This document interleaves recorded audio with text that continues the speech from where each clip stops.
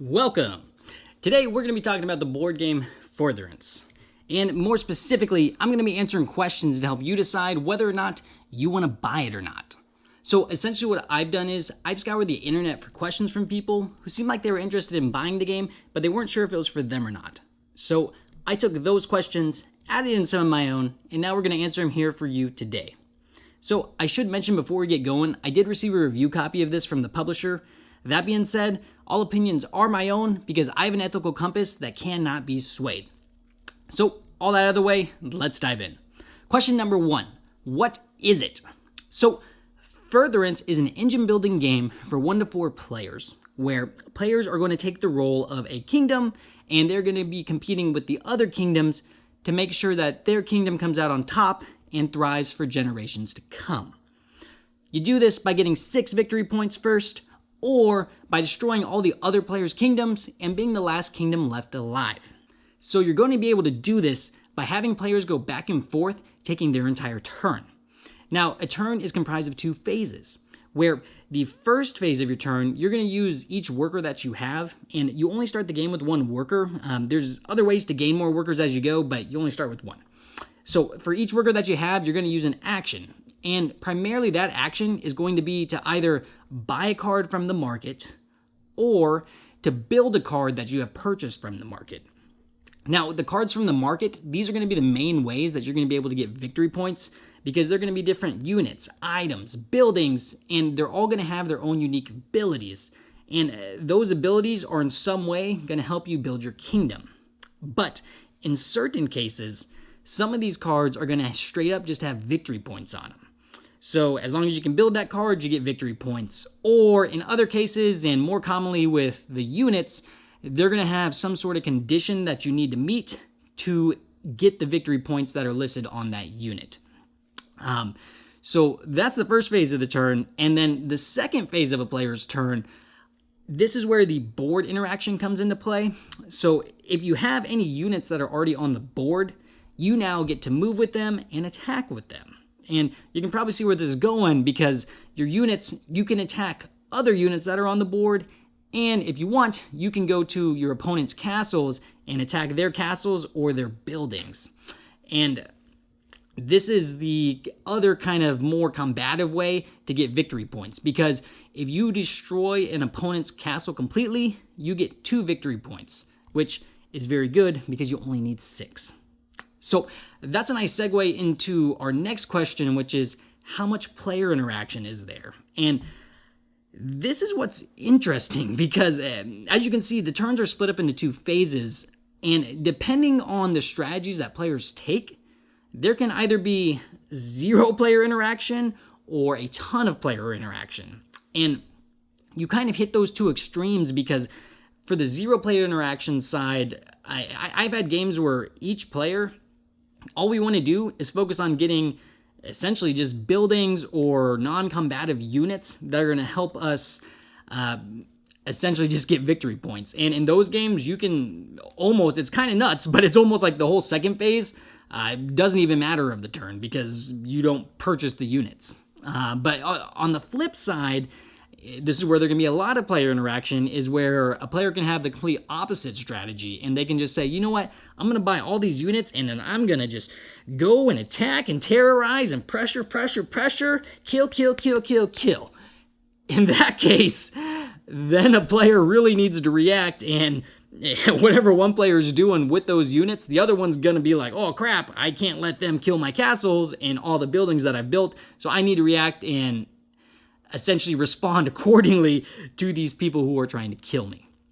So, and I've had games too where there's a mix. And honestly, for me, I kind of like the ones that there's a mix, because now you're kind of playing mind games with people, right? Like my actual strategy could be, I'm going to focus on getting these buildings and building these, but in the meantime, I'm going to put a unit or 2 out here and then just kind of put them in the middle of the playing field, or kind of put them right outside someone's castle gates, and then just let them know that, yo, I could attack you if I want, and just kind of have that constant pressure be there.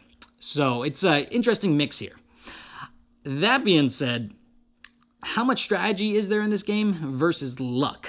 And it's interesting, right? Because there are a lot of different ways to go about winning, But this game is almost pure strategy. The only luck that you're really going to get is by the cards that are going to show up in the market. But even then, there's an action that you can take that's called the research action, where you can choose one of the deck of cards of your choosing and draw 3 cards from the top, and then look at them and put one in your research, put one on the top of the deck and one on the bottom of the deck. So you're almost, in a way, looking into the deck and controlling what comes out and what you actually get into your hands.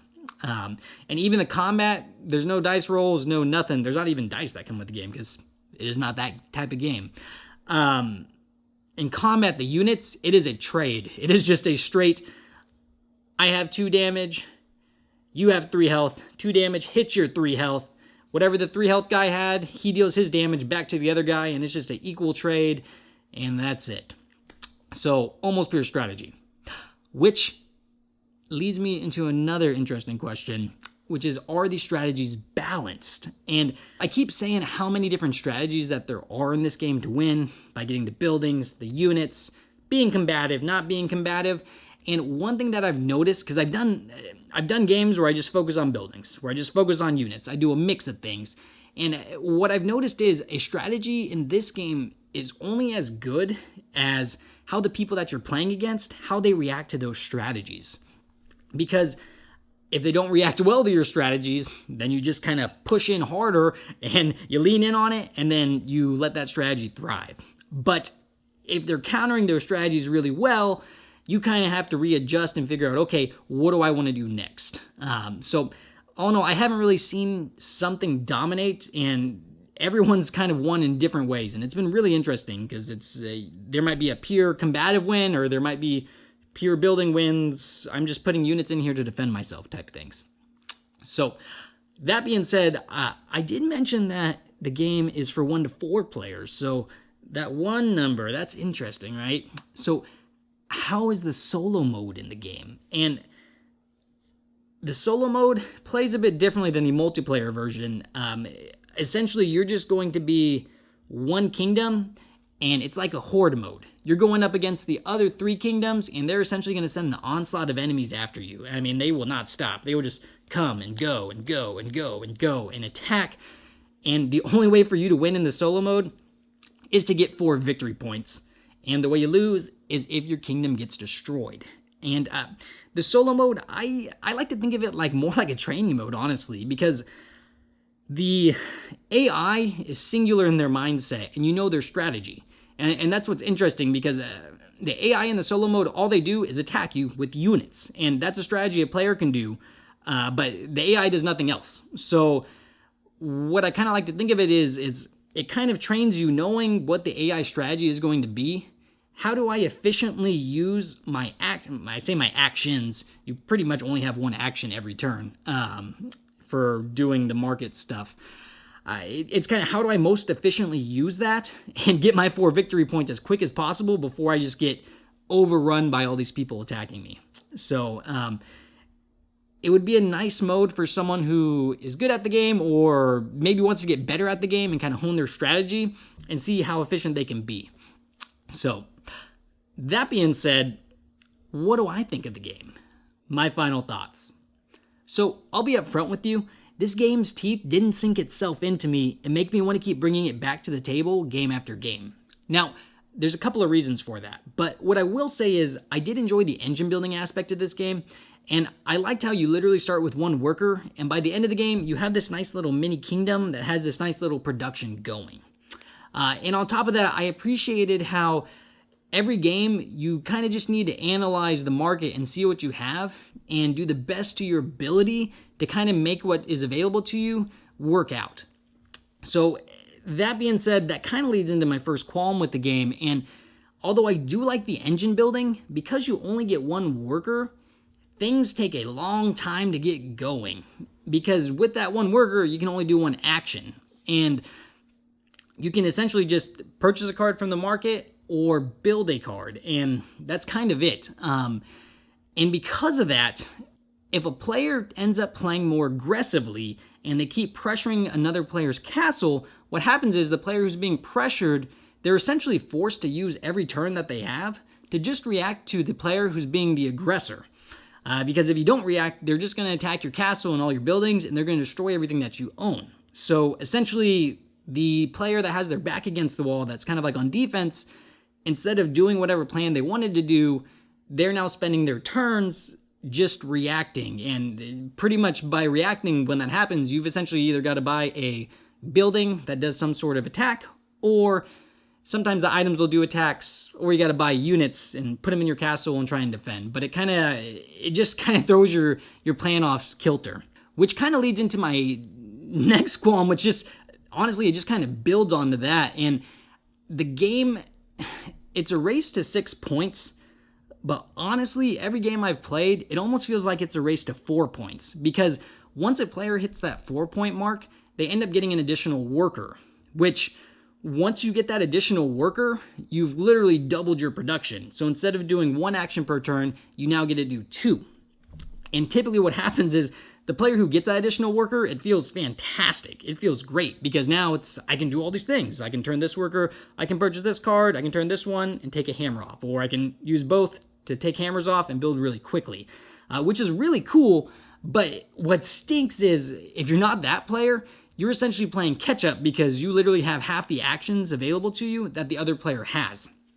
And what I've noticed is at that point when someone gets that additional worker, it's kind of just, you're essentially just waiting for the game to end, because that person essentially just puts their foot on the pedal and they pretty much just demolish their opponent. And it's, for me personally, that's not a way that I enjoy winning a game, or even the folks that I've played this with, because it's kind of just like a blowout, and it doesn't feel the best to win in that manner. Now, that being said, there might be some folks that really enjoy that, right? To just really enjoy just completely demolishing your opponent, and if that's the case, then that might be a game for them. But for me personally, because it takes a while to get going, and you can have these really crazy blowout victories, for me, because of that, it wasn't really a game that I wanted to keep bringing to the table.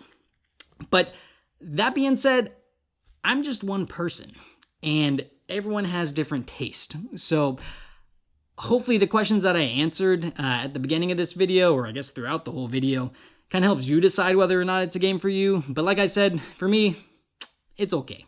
If you want more Furtherance coverage, I have a really quick overview of it in time-lapse form. And if you want to see how that solo mode works, I actually have a full playthrough of the solo mode. So that's all I have for today. Hope you enjoyed the video. Until next time, so long, farewell.